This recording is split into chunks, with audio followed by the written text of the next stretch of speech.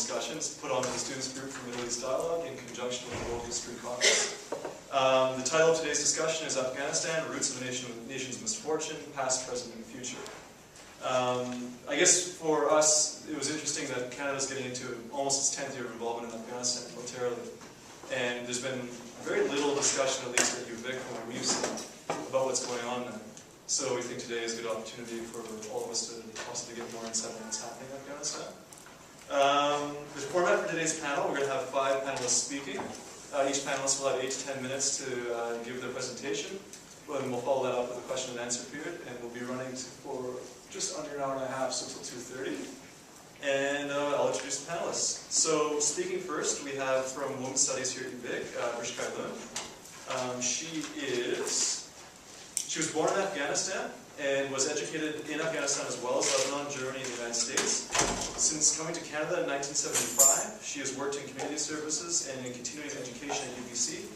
And then from 1982 to 2004 at the University of Victoria. Since 2003, she's been a consulting director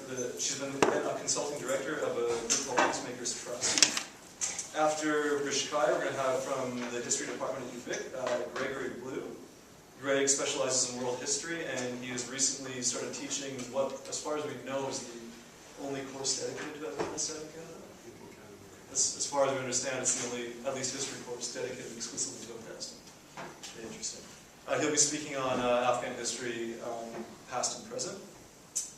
For the next speaker will be Nikolai Lanine. He is a veteran of the Soviet War in Afghanistan. He'll be speaking on his experiences there and the Soviet experience. After Nikolai, we'll have Jason Colby, who's also from the History Department here. His specialty is American history, and he'll be discussing American policy in Afghanistan. And finally, from Royal Roads University, we have Kenneth Christie. He's a member of the Department of Peace and Conflict Management. He has written a bit on human rights in Afghanistan, and he'll be speaking on security and human rights issues in the country as well. So I'll ask Brishkai to get started, please. And I'll give you guys all 2-minute warnings as time runs down. Thank you very much. And, do you object if I take your speech? I object, but I won't do anything about it. Go ahead. Anyway, I hope it's worth your tape. So what I thought I would do is give a little view about the future, because the past in Afghanistan, I'm sure our historians will deal with. And unfortunately for me, it is difficult to have good sources for information about the future. What I can only base my comments on is what I know happening right now. And so we will all speculate a little bit. I guess the question I want to pose about the future is, can we be optimistic? Is there any hope for Afghanistan? That's a question that's foremost on most Afghans' minds, whether they're in the country or outside the country.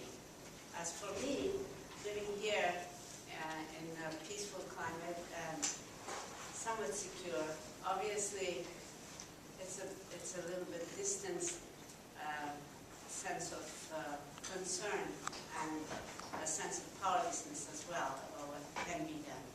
So what I looked at is how can we get a sense of what other Afghans think about the future. So I talked to a lot of relatives and friends who are, like myself, an expatriate.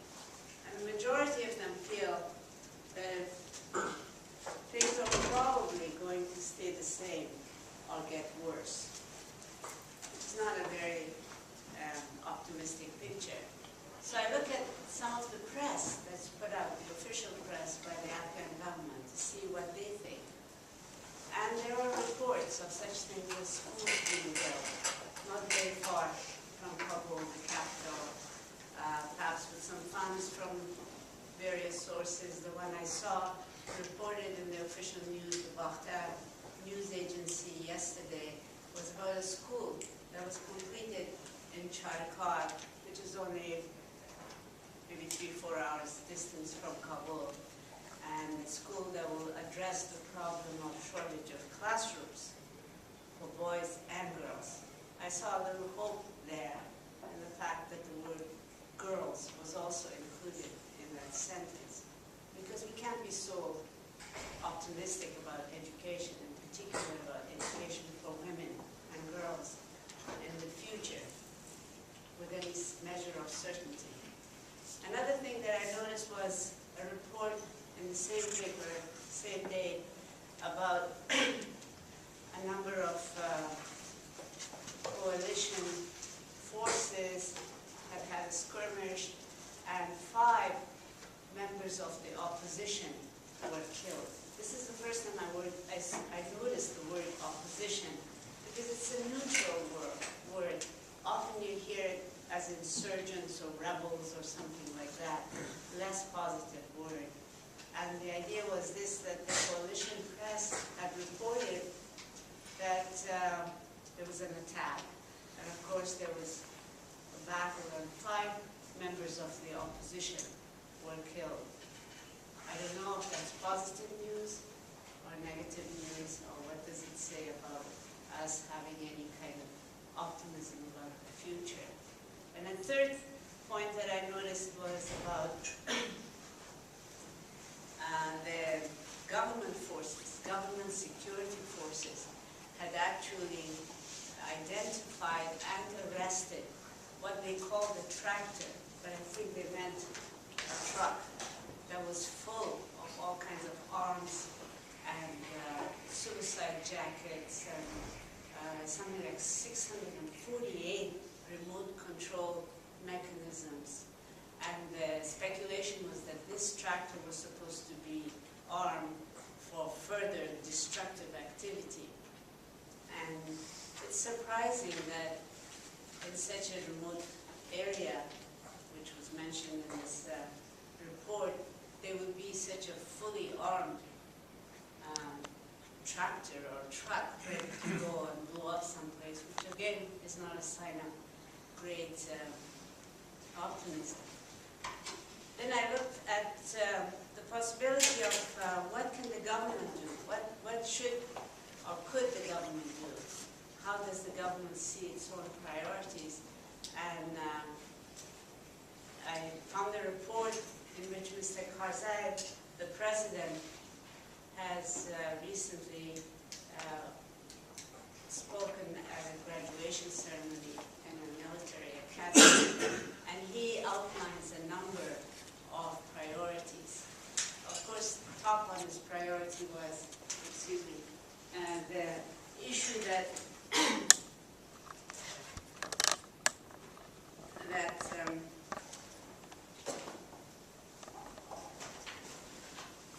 Afghanistan should take the responsibility for its own security and defense. And a few points that he made showed a kind of interpretation of how he sees the problems in Afghanistan. Of course, he sees that Afghanistan will not be a threat to its neighboring countries, which I found was sort of interesting, because I didn't think a lot of the countries in the area were really scared of Afghanistan attacking it. But he wanted to reassure the neighboring countries that Afghanistan would not be a source of any danger to them, and asked for their cooperation, that it would be through regional cooperation that peace, security, and economic development would happen in the area. And another point he made was, gave his version of why things are the way they are in Afghanistan, and that is an explanation for the 9/11 attack, in that the foreigners, he's referring in this speech to the coalition forces as the foreigners, and that the foreigners are here in Afghanistan because a number of other foreigners attacked one of the countries. He doesn't name anything. And because of that, the foreigners are now in control of Afghanistan. And the hope for the future is that the foreigners will move and Afghanistan will be in charge of its own destiny. And he says that the year 1390, Salam Mubarak, which is the new year and celebrated in Afghanistan with the vernal equinox that was just a few days ago, will be the year when Afghanistan will focus on resuming its responsibility for its own safety and security. So I'm just going to stop there, and perhaps some of the other panelists can talk about why he sees 1390 a turning point. What else is at play in that part of the world? Thank you.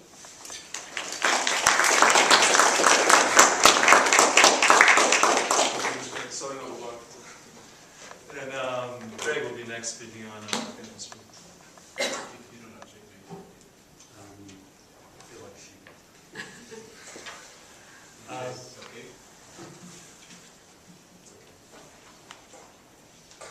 So just to pick up on Brishkai's remarks, the Afghan conflict is often looked at in terms of great power politics, and that certainly makes a great deal of sense if we look at Afghan history over the last two and a half centuries.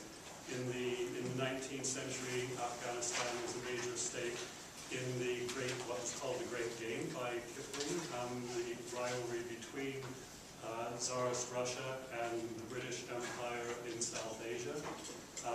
And that rivalry continued down until the Bolshevik Revolution for most of the 20th century.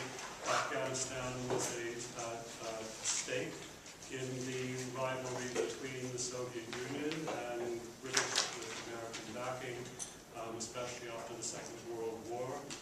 In the period after 1945, Afghanistan was a stake in the Cold War rivalry between the U.S. and the Soviet Union following the British withdrawal from India in 1947.